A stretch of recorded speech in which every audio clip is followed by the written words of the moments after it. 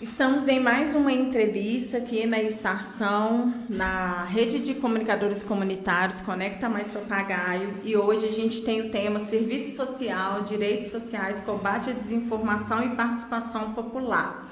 Hoje a nossa convidada é a Rafaela Pereira, que é assistente social, né? Então hoje a gente vai conversar sobre a profissão de assistente social, a importância da política da assistência social para a garantia de direitos e o papel da participação popular na construção de uma sociedade mais justa e democrática.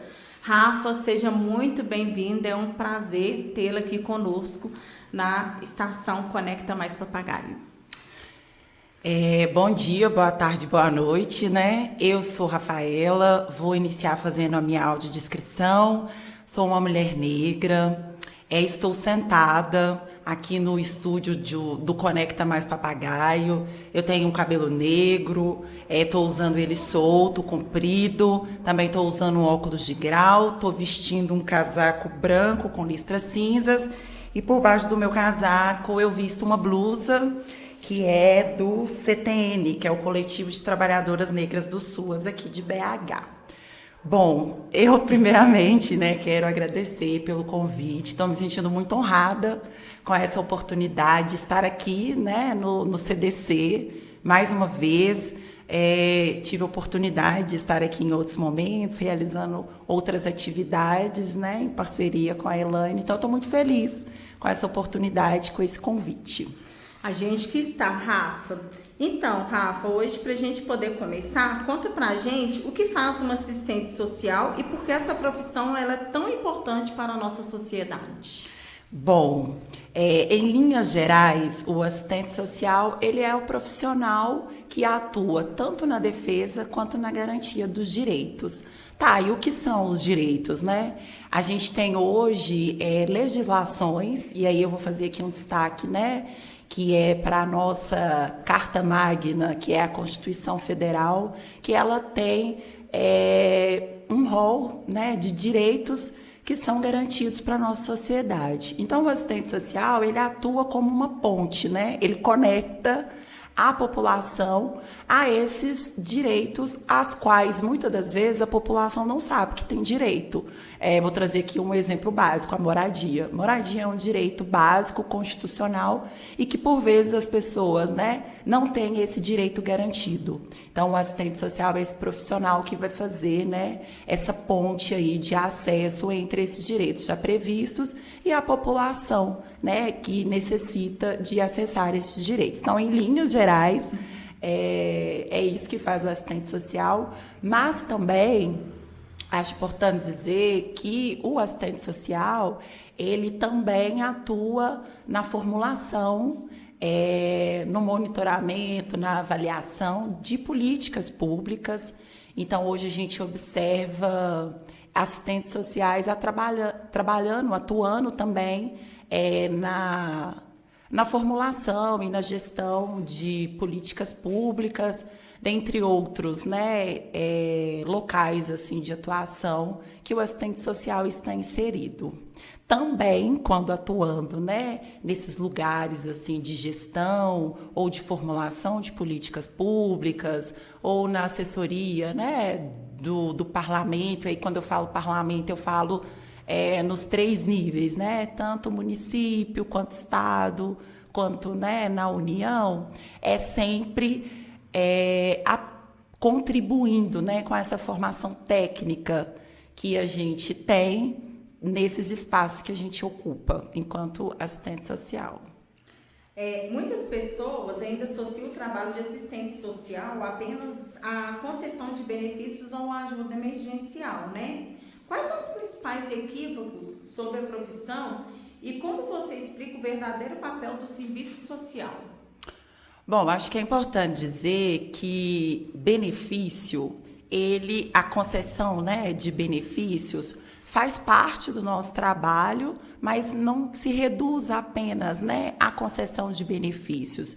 Eu disse que a gente tem hoje uma infinidade de possibilidades de atuação, porque é isso, a gente não está apenas para essa concessão de benefícios. Então, eu acho que um dos equívocos é associar essa concessão de benefícios à profissão do assistente social. Eu acho que um outro equívoco é importante também da gente compartilhar com a sociedade é a diferença entre serviço social, assistente social e assistência social, que a gente observa esses equívocos, né? Então, serviço social é o curso de graduação. Então, vamos falar, né? É a faculdade. Então, isso é serviço social. A partir do momento que você conclui esse curso, né? Você vai fazer a sua inscrição no Conselho Regional de Serviço Social, né? Então, aí, a partir do momento que você tem esse registro profissional, você passa a ser um assistente social, ou seja, assistente social é a profissão. E o que é assistência social? A assistência social é a política pública de assistência social. Então, eu acho que isso é um equívoco, né, muito comum, muito popular, que é importante a gente fazer essa diferenciação. O que é o curso, o que é a profissão e o que é a política pública. E aí, né, de desfeito, assim, ou elucidado sobre esses equívocos, eu volto a afirmar que o assistente social está para além, né, da concessão de benefícios, assim. Na nossa atuação profissional, existem muitas outras atribuições e competências técnicas que a gente desenvolve no nosso trabalho, seja qual local for esse nosso trabalho. Mas, atuando, né, na concessão de benefícios, é importante dizer também que a profissão de assistente social, ela possui um código de ética e toda a atuação do assistente social é pautado nesse código de ética. E esse código de ética também é composto por 11 princípios. Então, toda a nossa atuação é pautada nesses princípios e no código de ética. Para além disso, né, a gente tem a lei que regulamenta a nossa profissão. Então, a profissão do assistente social ela é regulamentada. Então, tudo isso, né, dá mais legitimidade para a atuação do assistente social. Então, eu acho que reduzir a nossa atuação à concessão de benefícios é também reduzir, sabe, toda a nossa capacidade técnica, assim, de prestar serviços para a comunidade, de modo geral. Por isso que é importante, então, né, Rafa, saber diferenciar, né, para que não se confunda, né? Ao longo da sua trajetória profissional, Rafa, na política de assistência social, quais são as dúvidas e desinformações que você mais encontra quando o assunto é acesso a direitos e benefícios sociais? Bom, vários, né? Várias desinformações, assim. Eu acho que os benefícios, primeira desinformação relacionada aos benefícios é que ele não é favor, né? Benefício é direito. A política pública de assistência social, ela é direito, né? Eu falei no início da nossa entrevista sobre a Constituição Federal, né? E no momento, né, de construção da última Constituição Federal que a gente tem, que é de 1988, a gente também teve a construção da Seguridade Social. O que é a Seguridade Social?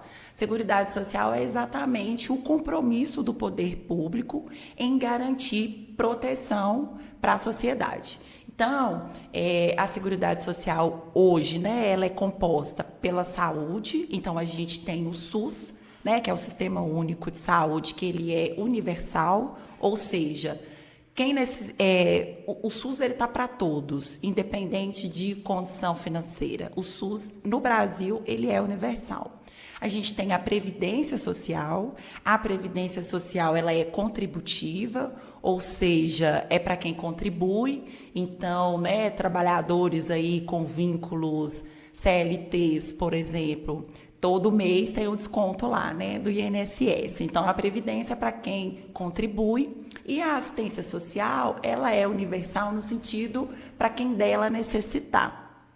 E aí, né, dentro da política de assistência social enquanto direito, a gente tem a previsão dos benefícios. Então, eu acho que a primeira desinformação que a gente tem, né, que combater ou enfrentar é que benefício não é favor, ele é um direito.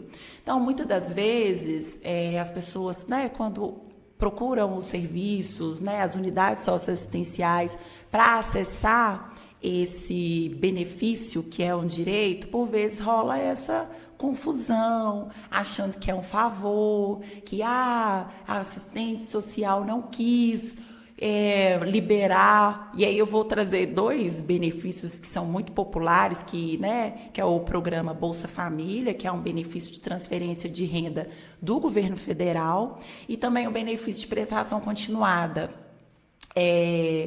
que também é um benefício que está previsto. E aí eu fiquei pensando, muita gente fala assim, eu recebo LOAS. E aí, já que a gente está nesse espaço, vamos aproveitar, A gente brinca que a assistência social tem muitas siglas e que, por vezes, essas siglas acabam sendo uma barreira de comunicação. E eu super concordo, assim. Então, sempre quando a gente fala uma sigla, a gente traduz o que essa sigla significa. A LOAS, é a Lei Orgânica da Assistência Social. Essa lei, ela vai regulamentar e vai detalhar, o que está posto para assistência social.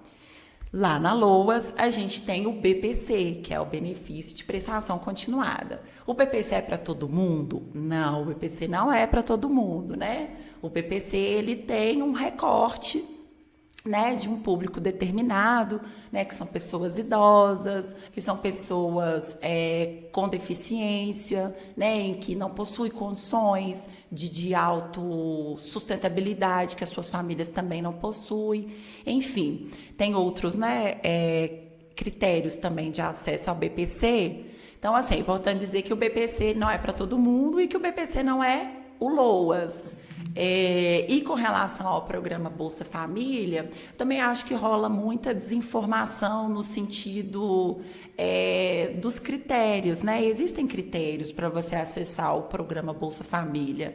E assim como existem os critérios para você acessar o programa, existem o que a gente chama de condicionalidades. Então, para você continuar recebendo o benefício, algumas você precisa cumprir, com alguns acordos, vamos dizer assim. Então, eu acho que é isso. A desinformação está aí, E eu acho que os benefícios, principalmente os benefícios de transferência de renda, eles são uma vítima, Uma presa fácil, assim, para desinformação. E aí, isso acaba se refletindo no cotidiano de trabalho, Porque as pessoas que procuram, as unidades socioassistenciais, por vezes, vêm com essas desinformações, e eu acho importante dizer que essas desinformações, por vezes, acabam impossibilitando o acesso a um direito, que é o benefício. Então, eu acho que isso diz uma responsabilidade social muito grande, assim, de todos nós, não só dos assistentes sociais, mas de toda a população, porque, por vezes, uma informação equivocada, errada, sobre determinado benefício, vai impactar no acesso, Então, assim, Belo Horizonte também, tem os próprios benefícios. Então, a gente acha importante, os trabalhos que vêm sendo desenvolvidos no que se refere à construção de cartilhas, na construção de guias, que aí vai informar, a população acerca desses benefícios. Acho que, de modo geral, é isso.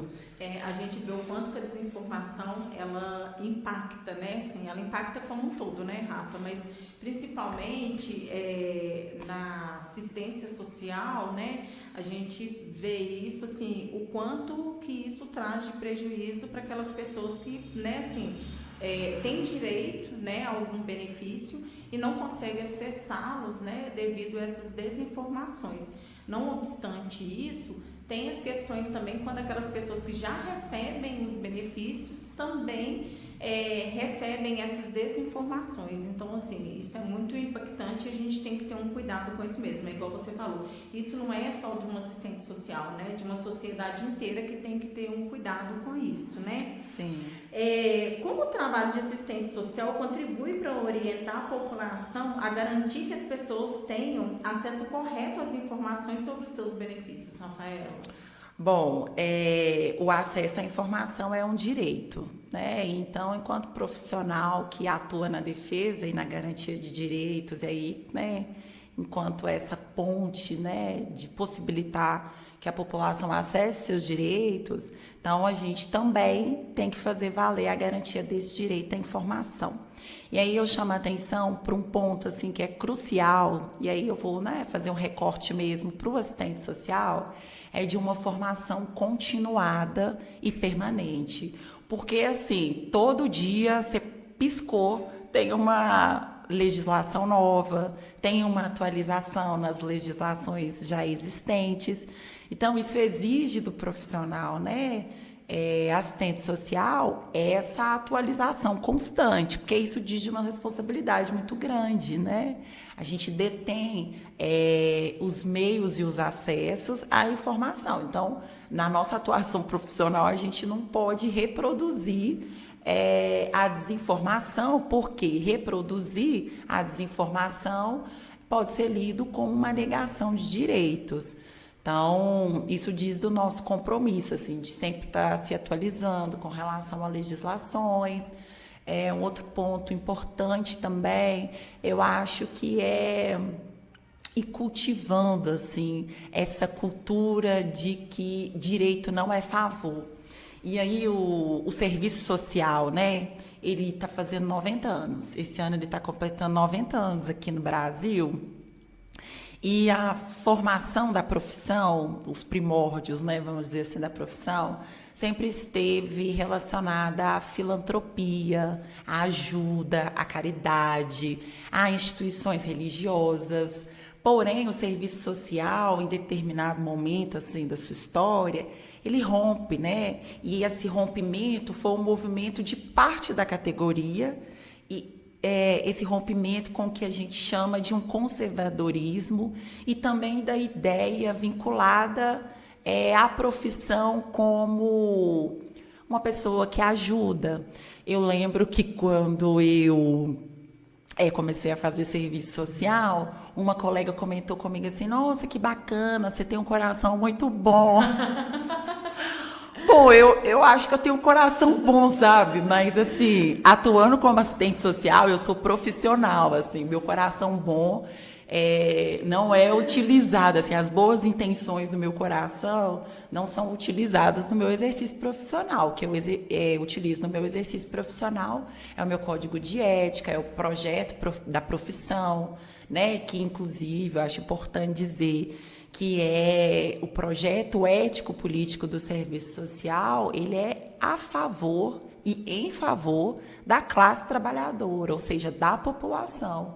E aí a gente luta cotidianamente para romper com essa lógica de favor, né? De ajuda. Nossa, a assistente social me ajudou. Não, gente, ela não te ajudou, não, ela fez o trabalho dela, né? Que ela tem uma formação que possibilita que ela faça esse trabalho, né? Ela não te ajudou. Então, eu acho que a gente precisa cultivar essa cultura, assim, da compreensão do que é direito, né? E também, mais do que identificar o que é direito, o que não é direito, porque, por vezes, a gente recebe favores mesmo, né?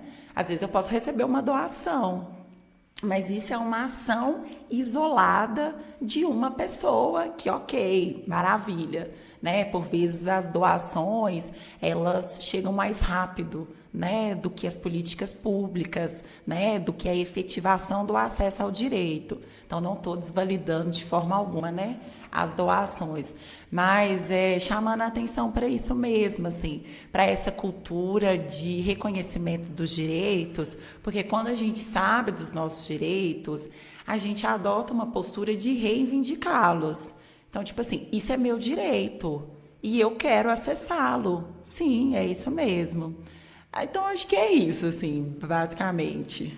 Acho que eu viajei um pouco aqui, né? Não, você falou muito bem. Inclusive, você falou uma coisa que eu acho, assim, super importante, que, para ser sincero, sabe, assim, desse tempo todo que eu fui, né, assim, representante como conselheira, né, do Conselho Municipal de Assistência, e hoje eu estou ainda como representante da comissão local, né, assim, conheci vários assistentes sociais, né, participei de várias ações, fui em vários CRAS, né? E assim, né, o Rafa, você é a primeira pessoa que, sinceramente, eu ouço falar que, né, o estudo e o conhecimento ele tem que ser contínuo, porque realmente, né, assim, é aquilo que você passa, a gente tem que ter a noção do quanto que isso, assim, né, é bem grave, né, dessa informação que a gente passa ali para um usuário, né, principalmente um usuário que está ali numa situação de vulnerabilidade, que ele necessita ali, né, ou está atrás ali de algum direito, né,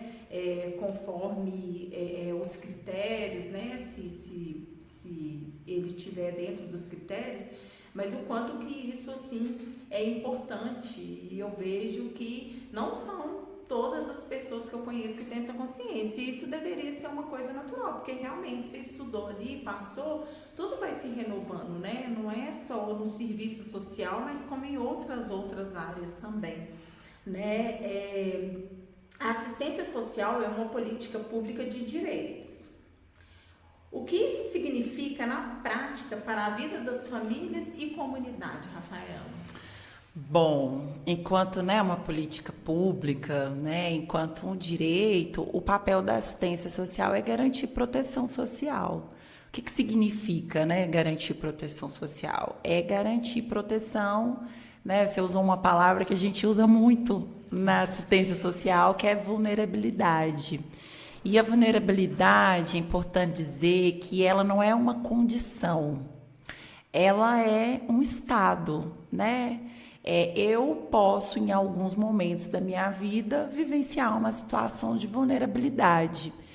E, além de ser, né, um estado que não é permanente, né, que é transitório, e ela também não é, tipo assim, só uma vulnerabilidade, né? Existem diversas formas de vulnerabilidade. Por vezes a gente está numa situação de vulnerabilidade que envolve a questão da segurança alimentar, né? De você não conseguir garantir, né, a alimentação sua e da sua família. Ou às vezes a questão da vulnerabilidade econômica, né? Estou desempregada, pago aluguel. Isso é uma situação de vulnerabilidade, né? Pago aluguel, tem filho para sustentar, água, luz para poder pagar.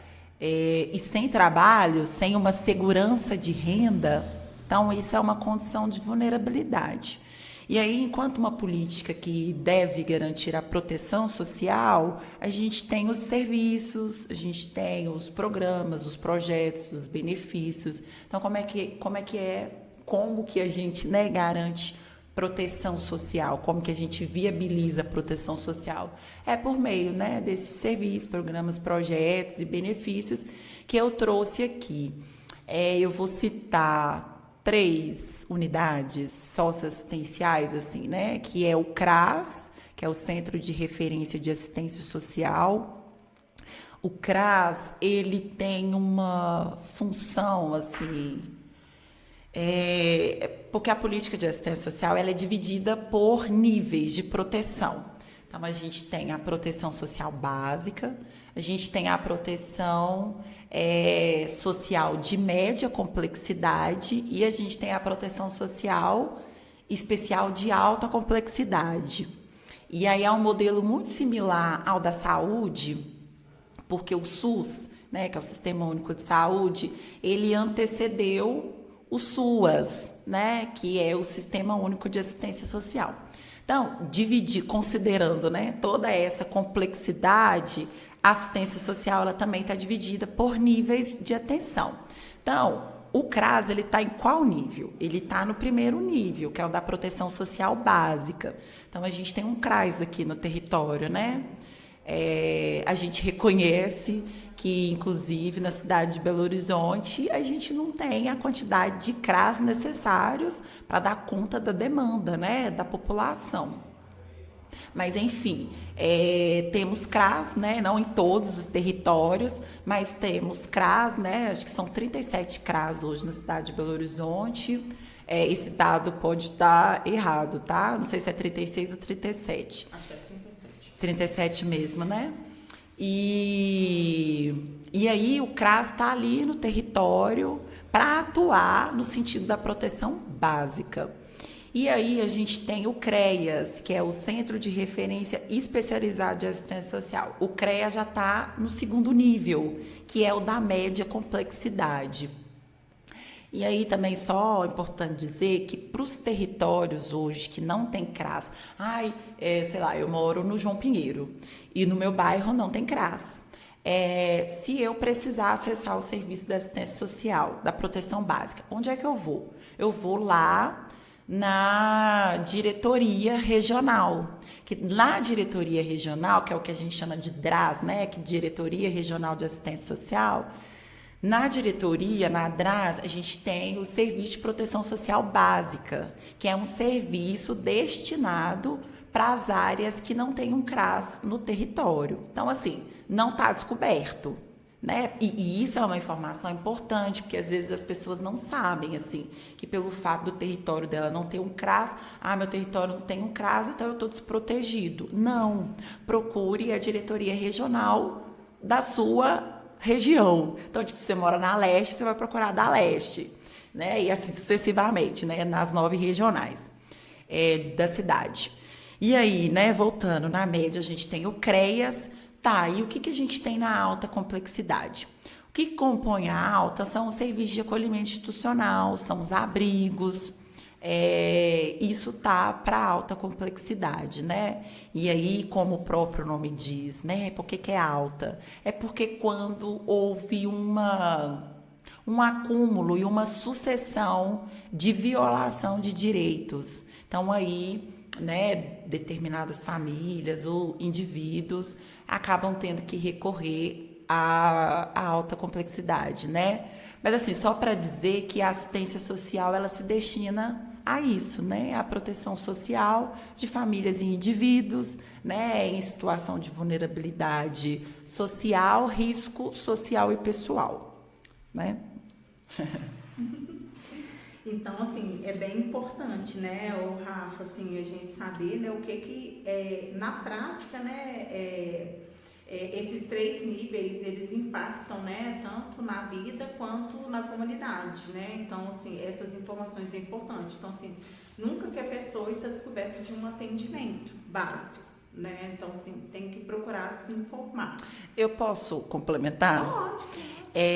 Eu acho que o SUS, a saúde, né, ela é mais popular, né, porque eu acho que é isso, todo mundo adoece em algum momento da vida, ou não adoece, né, mas tem essa regularidade de sempre estar se consultando, e aí só fazer um paralelo, né, com a saúde para entender. Então, tipo assim, quando você quer fazer uma consulta de rotina, você procura o centro de saúde, né?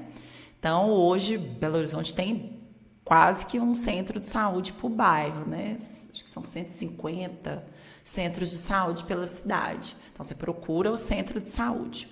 Mas, se você chega no centro de saúde passando mal e o centro de saúde identifica que aquela demanda de saúde eles não vão ter condições de atender ali, eles encaminham para onde? Para a UPA, né? Exato, para as UPAs, que é a unidade de pronto atendimento. Aí vou usar um exemplo mais drástico aqui, né? Mas a gente não está desejando que isso aconteça. Vou usar um exemplo meu, inclusive, assim, que foi até uma falha. Eu sofri um acidente doméstico, eu tive uma queimadura de 2º grau na perna. Estava cozinhando, a panela virou, né? A água quente queimou minha perna. Para onde que eu deveria ter ido? Pro UPA. Não. Não, eu deveria ter ido para o João 23. Sim. Eu descobri isso depois. Mas por quê? Porque foi uma coisa mais grave, né? A UPA talvez não teria condições de fazer o tratamento adequado da ferida que gerou da minha queimadura. Então, assim, se você sofre um acidente de carro, que tem maior complicação, então você vai, né, para um hospital, para um pronto-socorro. Por quê? Porque lá no hospital tem mais equipamentos, mais condições de prestar o atendimento que você necessita, que o centro de saúde não tem, que a UPA não tem. assim é a assistência social. Então, a depender, né, do nível de vulnerabilidade que você se encontra naquele momento, vai determinar qual nível de proteção social que você vai acessar. Cada um vai tendo a sua tratativa conforme aquilo que necessita, né, Rafa? Exato, exato. E aí, falar também de uma atribuição importante do assistente social, que é a escuta. Né? A escuta é uma das nossas ferramentas de trabalho mais importante. Uma escuta atenta, uma escuta qualificada, porque, por vezes, num simples atendimento, as situações de vulnerabilidade elas não se apresentam. Mas se o profissional, né, a gente está aqui falando do assistente social, mas é importante dizer que na política de assistência social a gente tem outras profissões, né? A exemplo do psicólogo, né, que faz essa dobradinha com a gente. Então, se você, enquanto profissional, no seu exercício, tiver uma escuta atenta, qualificada, aquilo vai possibilitar uma acolhida, né? Uma acolhida também que vai possibilitar a identificação de outras vulnerabilidades. E a gente identifica vulnerabilidade não é por curiosidade, não, porque eu quero saber da sua vida, de forma alguma. A gente identifica vulnerabilidades para fazer valer, né, a garantia de acesso aos direitos. Muito importante mesmo. Atualmente, né, Rafa, você atua na secretaria, né, executiva do Conselho Municipal de Assistência Social aqui de Belo Horizonte, né? O que é o CMAS-BH e qual que é a sua função dentro da política de assistência social? Pois é, menina. É importante dizer, né? Primeiro eu vou falar o que é o conselho, né? O Conselho Municipal de Assistência Social, ele é uma instância permanente, ou seja, ela não acontece de vez em quando, o conselho ele é permanente, é uma instância colegiada. O que significa ser uma instância colegiada? Ele é composto de forma paritária, ou seja, igual, metade, de representantes da sociedade civil e representantes do governo. Quem são os representantes da sociedade civil? São, né, as pessoas usuárias da política, são as pessoas trabalhadoras e também são as entidades de assistência social. Então, esses três segmentos integram a sociedade civil. E o que o CMAS faz, né? O CMAS, ele toma decisão com relação à política pública e também ele fiscaliza a política pública. Então, se você identifica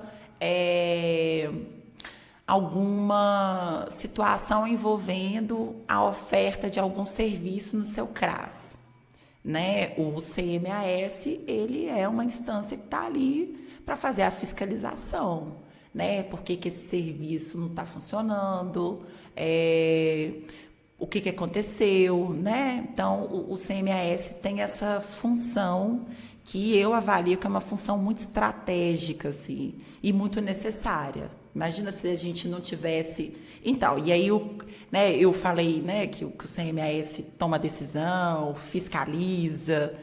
Isso tudo é o que a gente chama de controle social. Então, é a sociedade fazendo o controle da política pública. E aí, por isso que eu falo que é um lugar muito estratégico. Eu tive, né, a felicidade de estar no conselho na gestão passada, né? As gestões, elas são de 2 em 2 anos, né? Então, eu tive na gestão 23 e 25 e agora volto, né, em 2026, num outro lugar, né, que é como secretária executiva. Quando estive enquanto conselheira, representei o segmento de trabalhadoras e trabalhadores do SUAS, né? Por isso que eu fiz questão de vir com a camisa do CTN, que é o nosso coletivo de trabalhadoras negras, mas a gente também tem o Fórum Municipal das Trabalhadoras do SUAS. E estive também, né, participando do FMT, fazendo essa construção mesmo da política pública, enquanto trabalhadora da política. Ainda sou trabalhadora da política, né? Não deixei de ser. Mas agora, né, Num outro lugar, que eu também acho um lugar muito estratégico, assim, né? Porque agora eu tô de um lado que é construindo, pensando, né? A política pública. E eu acho que também é um lugar estratégico. Eu gosto muito do controle social. Eu sempre estive participando, né, de movimento social, de coletivos. Eu gosto muito, eu acredito muito na força popular e é importante dizer que isso também está previsto na Constituição, né? O controle social das políticas públicas de todas. Nós estamos aqui falando da assistência social, mas isso está para a educação, isso está para a saúde, isso está para a habitação. Então a sociedade ela tem esse direito garantido de fazer o controle social, de apontar, olha, isso aqui não está bom não, né? Isso aqui precisa melhorar. A gente quer participar dos processos de construção. A gente não quer só que o negócio chegue de cima para baixo. Pelo contrário, né? A gente quer ser ouvido. A gente quer que o negócio parta daqui, da base, porque a base é a sociedade, né? Para depois chegar aí, né? Numa Câmara, num Senado, numa Assembleia Legislativa. Então, o Conselho, né, é esse espaço de controle social. E o que eu faço no Conselho? Eu trabalho muito, preciso deixar isso registrado. Mas é um trabalho que me dá muita satisfação. O trabalho da Secretaria Executiva, é importante dizer que eu não trabalho sozinha, né? Eu tenho uma equipe de trabalhadores que inclui assistentes sociais e psicólogos, né? Que são servidores do município. Também tem os administrativos. Então, é toda essa equipe ali para poder dar todo o suporte técnico, né, e operacional para o Conselho acontecer, porque a Secretaria Executiva, né, é um setor de pessoas trabalhadoras, mas a gestão do CMAS, os conselheiros, eles não são remunerados para estarem ali enquanto conselheiros, né? Eu falo do segmento da sociedade civil. Então, assim, existe todo um processo, né, de eleição dessas representações, que também é importante dizer que eu não estou lá no conselho enquanto Rafaela. Quando eu estive no conselho, eu representava o Conselho Regional de Serviço Social de Minas Gerais, enquanto trabalhadora do SUAS. Ou seja, eu representava um conselho profissional. Isso diz uma responsabilidade muito grande, né? Posso usar você como exemplo? Sim. Você esteve lá também representando o CORAS, né? Que a gente vai poder falar um pouco mais dele, explicar o que é o CORAS, mas você esteve lá representando um Conselho Regional de Assistência Social. Você foi eleita, né? A eleição legitima a gente a estar nesses espaços de representação. Então, quando você e eu estivemos lá, a gente não fazia uma defesa pessoal nossa, né? A gente fazia uma defesa de todo um coletivo. Então, também acho importante dizer isso, né? Que os membros da sociedade civil são eleitos, né? Democraticamente eleitos, e não recebem remuneração para estar na gestão, né, do CMAS. E o quanto que é importante, né, Rafa, estar dentro desses espaços, né? E ouvindo você falar, né, mais assim sobre o conselho, né? E deixando claro, né, ali não tem só a secretária executiva, tem toda uma equipe, né, que também está junto ali, está construindo, até porque, como você mesmo fez questão de frisar, tem muito serviço ali, né? Muito. Nossa Senhora, imagino. Ô Rafa, então, com sua experiência como assistente social, contribui para o trabalho desenvolvido do CMAS? Eu vi que você falou muito, né, assim, do que você faz, né, de toda essa equipe que permeia você, que também te auxilia e tudo. Mas, assim, como assistente social ali dentro do CMAS, né, como você acha que a contribuição da assistente social é fundamental ali? Bom, eu passei 4 anos, né, me graduando, estudando e me formando. Eu costumo dizer que eu sou uma profissional em construção, assim, eu não me sinto uma profissional pronta. E eu acho que eu nunca vou ser, né? Mesmo quando eu tiver 30 anos de formada. Eu não tenho, né, 30 anos de formada. Pelo contrário, eu tenho 6 anos de formada. E eu ainda estou, né, nesse processo de formação, que eu acho que ele é contínuo. Mas passei 4 anos, né, dentro de uma universidade, me formando para o mercado de trabalho. E durante esses 4 anos, eu tive acesso, né, a conteúdos que me possibilitou fazer uma leitura crítica da realidade social. Eu brinco que depois que eu fiz serviço social, a minha vida deu um giro de 360 graus, assim, literalmente, porque de onde eu vim, né, eu não cresci muito com essa referência de fazer faculdade, tanto que eu fui, né, e ainda sou a primeira pessoa na minha família, né, que consegui, que entrei na faculdade, que consegui concluir meu curso, né, e que hoje tenho essa graduação, tenho essa profissão. Então, venho de um lugar em que eu não tive isso como referência, né? Esse é o primeiro ponto. Então, por isso que eu falo que a minha vida deu um giro de 360 graus, assim. A partir dessa formação, eu alcanço também uma mobilidade social. E aí, quando eu falo mobilidade social, não só me referindo à questão de grana. A gente não fiquei rica, tá? É importante dizer. Não fiquei rica. Mas tive uma mobilidade social, sim, numa melhora de salário, mas também uma mobilidade social com relação à cultura, com relação a conhecimento. E aí, por ter, né, acesso a essas coisas que eu falei, o assistente social ele tem uma leitura crítica da realidade que possibilita, né, que ele intervenha nessa realidade. Então, hoje, né, estando como secretária executiva e pensando, né, que uma das atribuições, né, do assistente social é viabilizar o acesso aos direitos, e a gente está, né, num conselho de direito da política de assistência social, me possibilita, além de fazer a leitura crítica dessa política pública, também fazer o controle social dessa política pública e também pensar formas de qualificar a oferta dessa política pública no sentido da gestão. Porque uma política pública que ela não é planejada, ela não é monitorada. E uma política pública que não é monitorada não possibilita a avaliação.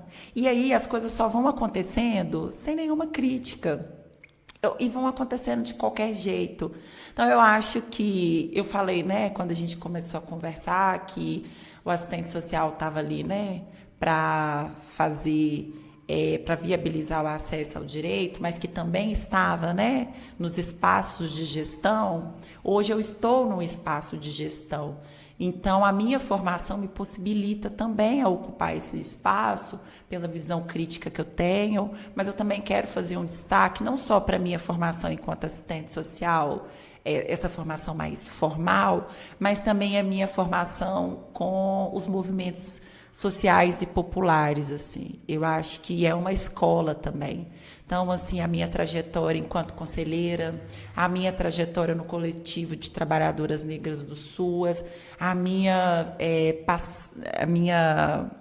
o meu momento, né, no FMT, no CRES, né? O CRES é a sigla do Conselho Regional de Serviço Social.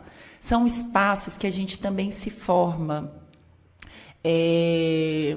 Enfim, assim, eu acho que toda essa bagagem vai contribuindo ainda mais para essa atuação. E aí, né, o assistente social tem um papel assim de fazer uma mediação, porque Como eu disse, a gente tem na composição do conselho, a gente tem governo, a gente tem trabalhador, a gente tem usuário, a gente tem entidade, e aí a gente tem que fazer a mediação.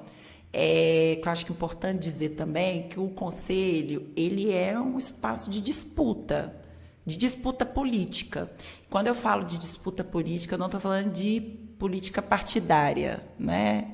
Eu estou falando de política pública. Então, é um espaço de disputa, né, entre esses segmentos, mas eu não falo de uma disputa de briguinha, assim, mas é uma disputa de fazer com que as suas pautas, com que as suas defesas, né, sejam debatidas, sejam deliberadas. Então, é esse espaço. Então, a gente fica muito também atuando na mediação, assim, nesse espaço de poder, né? Porque, como eu falei, decisões sobre a política pública são tomadas nesse espaço, né? E todo espaço em que decisões são tomadas, há uma disputa, né? Uma disputa de interesses. Enfim, mas é importante dizer também que todos esses interesses estão voltados, né, para a qualificação da política pública de assistência social. Então, é isso, assim, eu acho que a minha formação enquanto assistente social, tanto na faculdade, quanto nesses espaços, né, que eu transitei e transito, me possibilita estar nesse espaço, assim, que hoje eu estou de fazer, né, o controle social de um outro lugar, né, de fazer a gestão, assim, do controle social no sentido da operação, de possibilitar que a gestão de conselheiros consiga, né, exercer as suas funções, porque o negócio tá funcionando, sabe? Eu acho que é um pouco disso, assim. Você falou aí desses espaços, né, coletivos de construção, né? Rafa falou também das questões aí, né, dessa divisão, vamos colocar assim, né, que tem como se fossem categorias para ficar mais fácil das pessoas entenderem. Dentro do conselho, né, ali para poder participar dessa política pública, dessa construção, né? Então, assim, só que muitas pessoas, elas não sabem que pode participar dessas construção, dessa fiscalização, dessas políticas públicas, né? Igual você mesmo falou e explicou, né, o que é o CMAS, para que ele serve, qual que é o objetivo dele, né? E aí, assim, eu queria que você falasse como que funciona, né, essa participação social e por que ela é tão importante, né, assim, para a população, para a sociedade. Bom, muitas pessoas acham que a participação ela só vai se dar nesses espaços, tipo conselho, né, conferência. Sim, né, conselho, conferência são espaços de participação social. Mas quando você participa de uma reunião da associação do seu bairro, né, uma reunião na sua comunidade, isso também é um espaço de participação social. Então, a gente tem, quando você participa de uma audiência pública, isso também é um espaço, né, de participação social. Na assistência, né, na política de assistência, a gente tem a Comissão Local de Assistência Social, que, como o próprio nome diz, está em loco, né? Está no território. A gente tem o CORAS, que é o Conselho Regional de Assistência Social, e aí o CORAS a gente está na Centro-Sul, né? Então, cada regional tem um CORAS. E a gente tem o CMAS. Inclusive, a gente tem hoje no CMAS uma comissão, né, de CORAS e CLAS, e essa comissão ela se destina a fazer essa conexão do conselho com essas outras duas instâncias, para fazer essa integração mesmo, né, entre essas três instâncias, e também para fazer com que o que é discutido aqui no seu território, que depois foi levado para o CORAS, que é regional, isso chegue lá no conselho. Se não for dessa forma, como que as coisas vão chegar? Né? Então, assim, fica o convite, né, para as pessoas participarem das classes que estão aqui no território. A classe ela é aberta para toda a população e muita gente fala assim, eu não tenho perfil para participar, eu não tenho conhecimento. Cara, eu cheguei, eu não sabia um monte de coisa também. E eu acho que esses espaços são formativos. A gente aprende muito nesses espaços. E uma outra coisa, assim, que eu já conversei com algumas pessoas, existem diversas formas de participação. Nem sempre a participação, ela se expressa quando você pega um microfone e fala. A participação, ela pode ser de você estar ali presente, atento, absorvendo tudo que está sendo, debatido e discutido, e depois você chegar no seu território, você ser uma multiplicadora da informação que você recebeu ali naquele espaço. Né? Você entrou muda, saiu calada. Mas você chega no seu território, na sua família, com os seus amigos, suas amigas, e aí você compartilha, uma informação. E isso, para mim, também é uma forma de participar. Eu acho que a gente não tem que criar um protocolo de participação e também não criar um protocolo de quais são os lugares legítimos de participação. E eu também quero aproveitar o espaço, para dizer que o Conselho, ele se reúne mensalmente, realiza as plenárias. As plenárias são as reuniões ampliadas, em que decisões, são apresentadas e votadas pelos conselheiros titulares, ou suplentes na titularidade. Mas essa parte não é tão relevante, não. A parte que eu acho que é relevante, assim, que é o convite que eu quero deixar aqui, é para que as pessoas participem das plenárias. As plenárias são abertas, para a população, e as pessoas que vão participar, independente se é conselheiro ou não, têm direito à voz. Então, eu acho que a gente está falando de desinformação, essa é uma informação que muita gente não sabe, que as reuniões plenárias elas são abertas, que você pode ir, que você deve ir, se você tiver disponibilidade, tiver interesse. Então, eu acho que existem múltiplas formas, de participar e existem múltiplos espaços de participação. E, para fechar,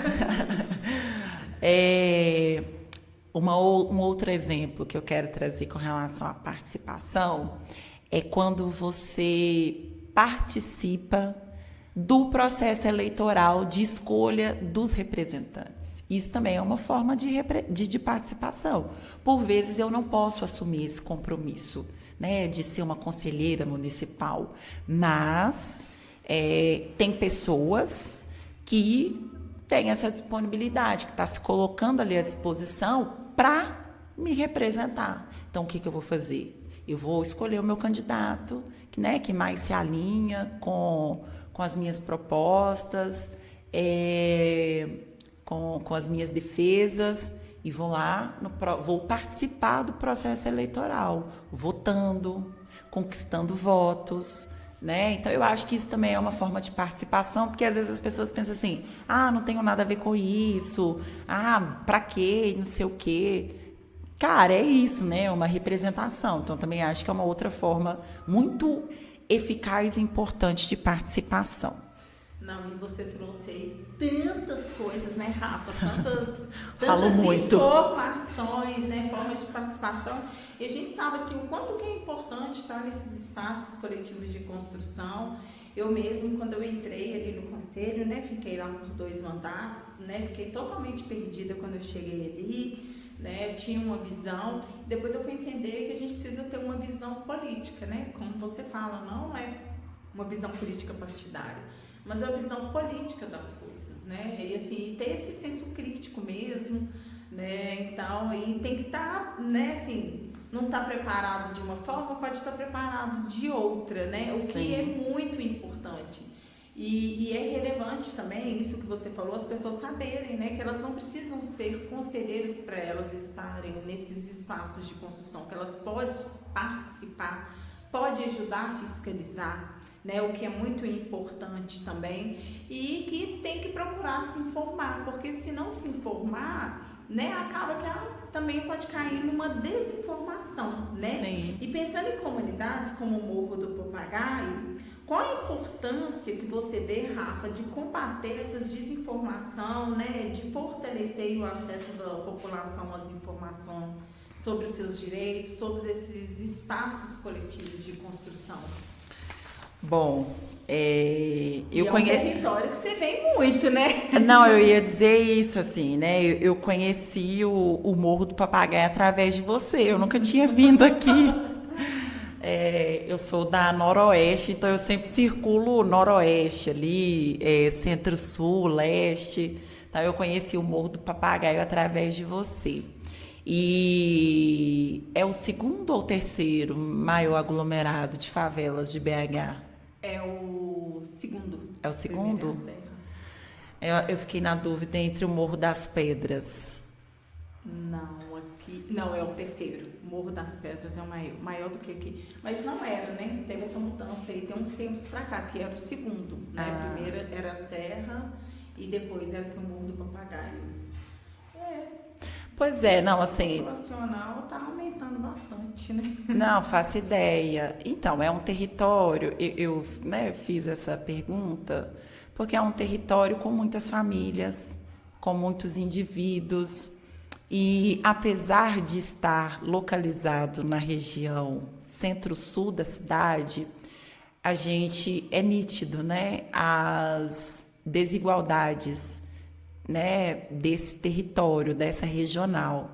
Então, assim, a regional Centro-Sul é tida como a regional Centro-Sul. Não, exato, né? A gente tem bairros aqui da regional, né, que são bairros de classe média alta. E aí a gente observa essas diferenças, né, essas disparidades. E da mesma forma que a gente observa as diferenças econômicas, a gente também observa a diferença no acesso à informação. Então, hoje a gente tem esse território, né, com várias famílias e indivíduos morando aqui, tanto que esse território não é um bairro, né, é um aglomerado de vilas. Então, isso diz da dimensão, né, do que eu estou trazendo com relação ao quantitativo. E, por vezes, as informações que chegam ali dos funcionários não vai chegar aqui, né? Então, por exemplo, essa iniciativa do Conecta Mais Papagaio, eu acho que é uma ferramenta, né, muito importante nesse processo de... Eu não vou nem falar só da desinformação, mas eu vou falar do acesso ao direito à informação. E também vou fazer um destaque, né, para o CRAS, que está aqui no território, que é um serviço de porta aberta, né? Então, a população pode acessar o CRAS, pode buscar se informar através dos profissionais que trabalham, né, nos CRAS. Então, eu acho que disseminar a informação aqui nesse território e... um território que a gente pode considerar, né, que apresenta vulnerabilidades. Eu não sei, não moro aqui, eu não posso falar muito da situação de vulnerabilidade desse território, mas eu acredito que o acesso, talvez, a transporte público, o acesso à escola, o acesso à saúde, eu não sei como que funciona isso aqui, mas... vamos considerar, né, que é um território que apresenta algumas dificuldades, né, no acesso a esses direitos básicos.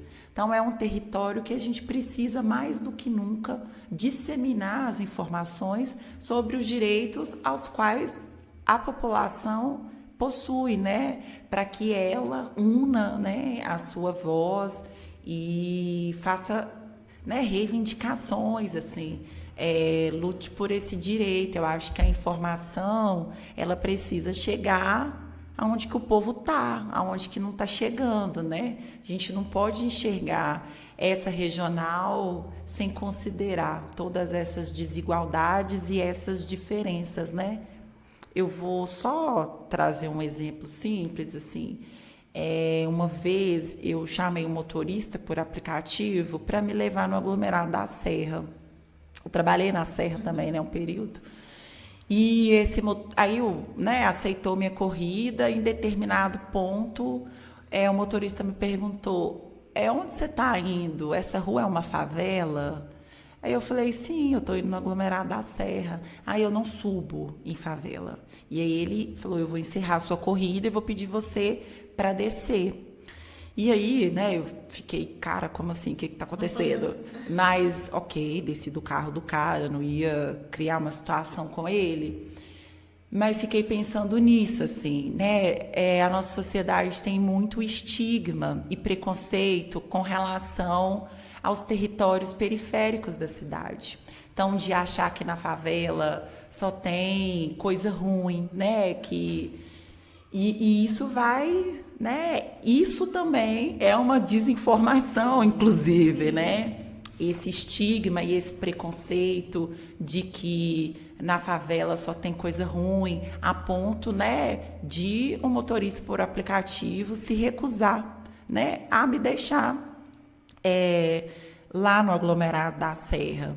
Então, esse tipo também de desinformação a gente precisa combater e enfrentar, né? Aqui é um território com muitas potencialidades, né? Com famílias e indivíduos, né? Que estão aí fazendo seu corre no dia a dia, como em toda essa cidade, né? Pessoas que têm direitos, que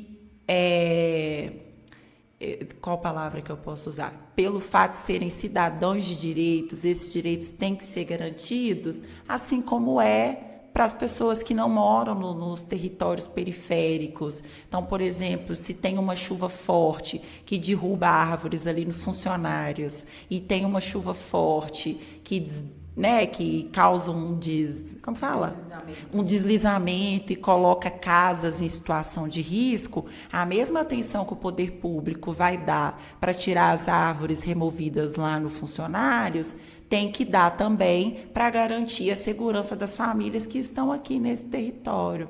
Então, assim, eu acho que é um pouco disso, sabe?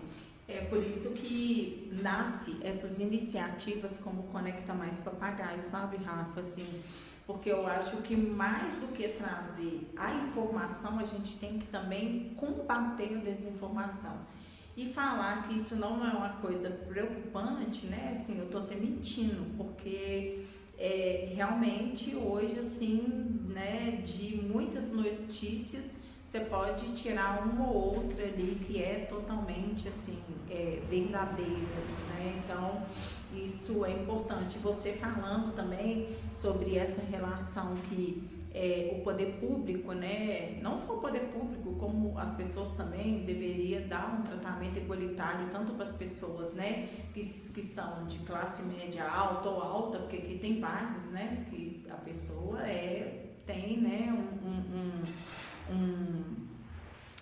como se diz, né,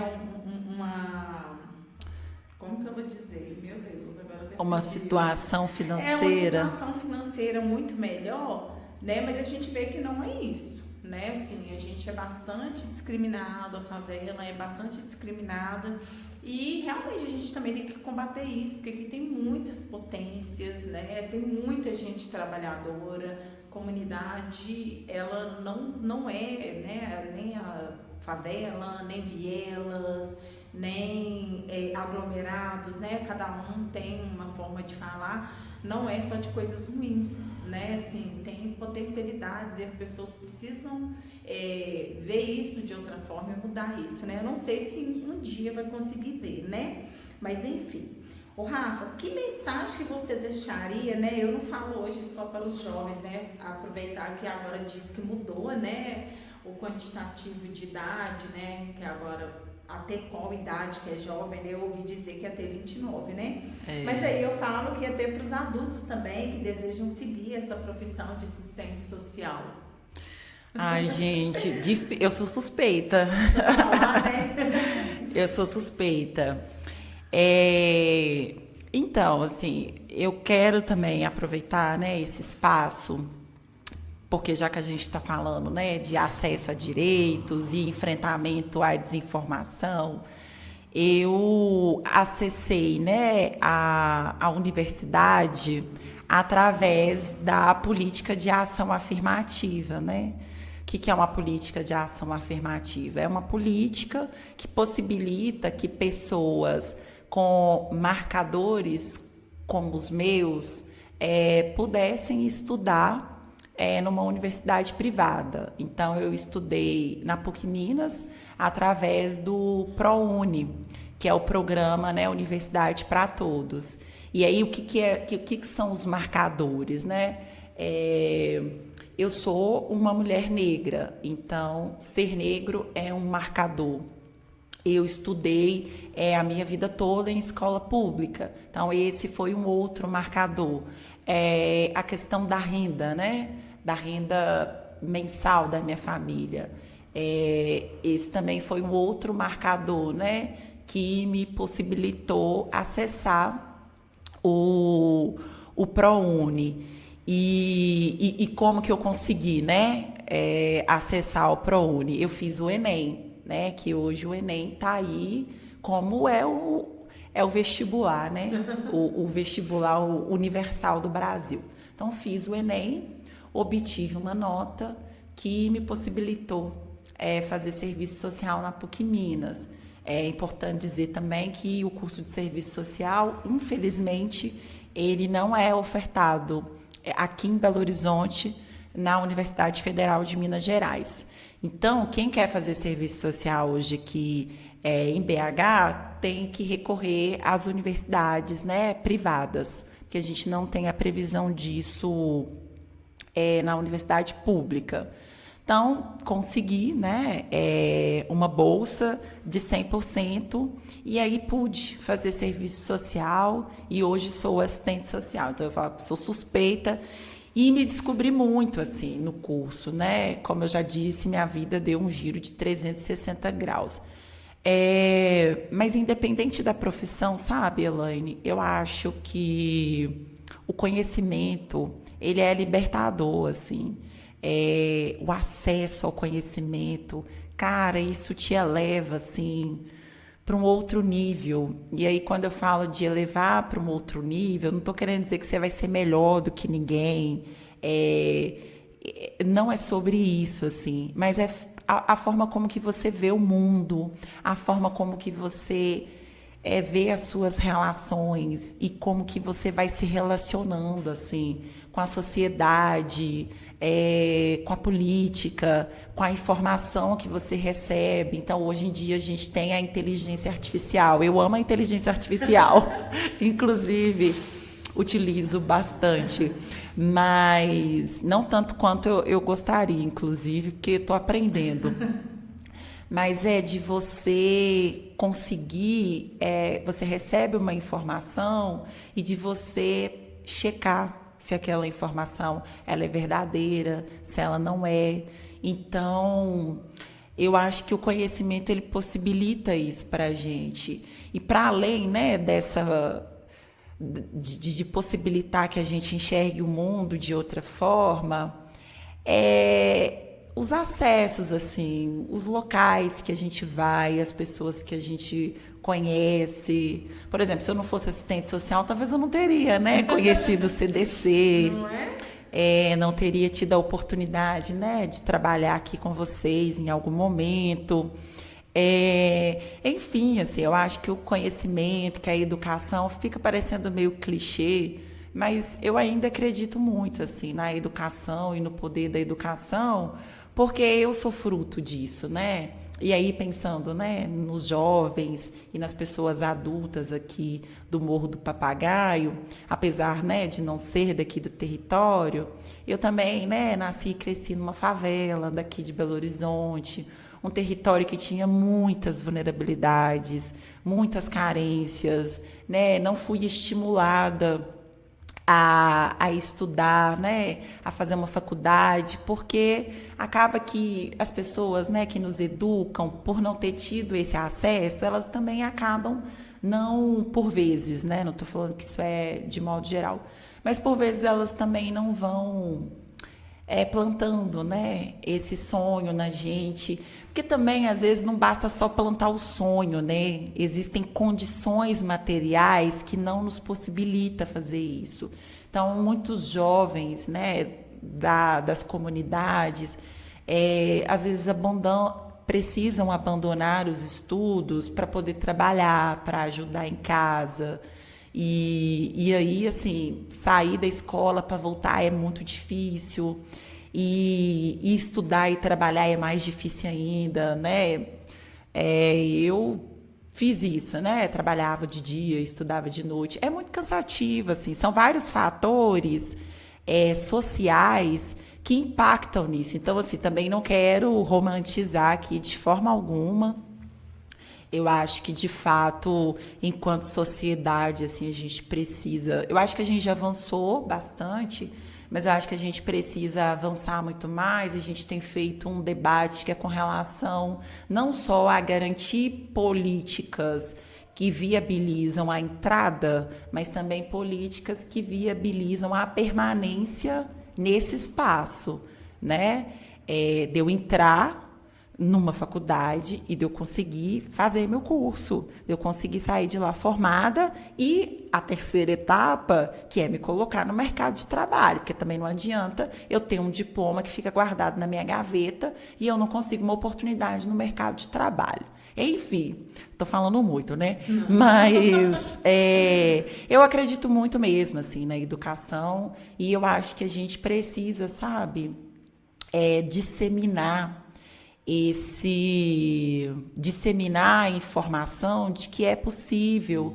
E aí, tipo, meio que incentivando. Olha, você sabia que também existe essa possibilidade aqui, que você não precisa simplesmente só ir reproduzindo as coisas sem muita crítica ou sem vislumbrar, assim, outras possibilidades? Eu acho que a gente tem a tarefa de fazer isso. Se quiserem fazer serviço social, por favor, façam serviço social. Vêm ser meus colegas de profissão, que, inclusive, né, Minas Gerais fica meio na disputa aí com o Rio de Janeiro, que em primeiro lugar está São Paulo, então fica Minas e Rio como os estados com maior quantitativo de assistentes sociais do Brasil. Então, a gente tem um quantitativo grande, né, de assistentes sociais em Minas Gerais, então venham mais. Exato. Rafa, e foi bom porque você falou, porque a gente também pode falar que através de outras políticas públicas, né, as pessoas que queiram ingressar aí na faculdade, elas também podem ingressar, né? Tem várias outras formas, o que não existia antigamente, né? Igual você falou, né? Também tem que lutar por uma permanência, por alguma mudança, por uma continuidade, mas é importante frisar também o quanto, né, que de alguns anos para cá isso também tudo tem mudado. Sim. E no mais, Rafa, eu gostaria assim, de te agradecer, né, pela participação aqui na Estação Conecta Mais Papagaio, por compartilhar aqui conosco, né, as reflexões tão importantes, porque você trouxe muita coisa importante, trouxe muitas informações importantes e relevantes, né, sobre cidadania, direitos sociais, participação popular, né? Você é uma pessoa, né, não só como pessoa, mas também como profissional, que eu me espelho muito, né? Eu vou ser uma futura aí, assistente social, então eu me espelho muito em você, você sabe que eu te admiro muito. Então, assim, pra gente aqui da Rede de Comunicadores foi um prazer imenso em te receber, em te escutar, né? E de compartilhar aí com você essas informações, né? Que são tão importantes. E uma coisa que eu não falei, que eu também queria, né, assim, até fazer um adentro, é que quando a gente fala da desinformação, é muito importante a gente procurar, assim, sempre os equipamentos de assistência, né, para poder se resguardar, os canais oficiais, e a gente sempre fala isso, né, que o CAS sempre é a porta de entrada, né, os técnicos estão ali, né, tem a gestão, tem toda uma equipe, e que isso é importante a gente sempre deixar também claro, né, Sim. porque a gente também não pode ultrapassar aí na frente daqui, né, de quem está à frente dessa política aí, né, de construção, de informação, de acesso, né, de benefícios, direitos e tudo. Muito obrigada, viu, Rafa? Nossa, eu que agradeço, né, pela oportunidade de compartilhar, né, com vocês, com seu público, um pouco da minha trajetória profissional enquanto assistente social. Acabei falando, né, coisas da minha vida, mas eu acho que acaba que tinha relação, assim, com a nossa conversa. Então, assim, agradeço pela oportunidade de estar aqui, de estar falando, né, da profissão do assistente social, de estar falando do CMAS, do controle social. E, né, e também te parabenizar, Elaine, pelo trabalho, né, que você vem desenvolvendo aqui no território. Eu acho que ações como essa, sabe, acaba sendo aliadas, né, das políticas públicas, porque por vezes o poder público ele demora para poder chegar, né? A gente precisa reconhecer isso, né? Eu, enquanto, né, operadora da política pública, não posso simplesmente ignorar isso. Então, vocês, né, que estão aqui no território, fazendo esse tipo de ação, por vezes chega primeiro do que a gente, e por vezes as pessoas elas não se sentem confortáveis, sabe, em procurar os equipamentos públicos. Então, se a gente tem no território pessoas de referência, locais de referência, né, pessoas sérias, comprometidas com a política pública, com a garantia de direitos, vocês acabam sendo aliados nossos, né? E a gente precisa fortalecer e reconhecer essas ações. Então, eu quero te parabenizar pelo seu trabalho. Te espero lá no CRES, viu? Para fazer o seu registro, para celebrar aí, né? Vai ser uma satisfação muito grande ter você como colega de profissão. É isso, obrigada. Eu que agradeço, Rafa.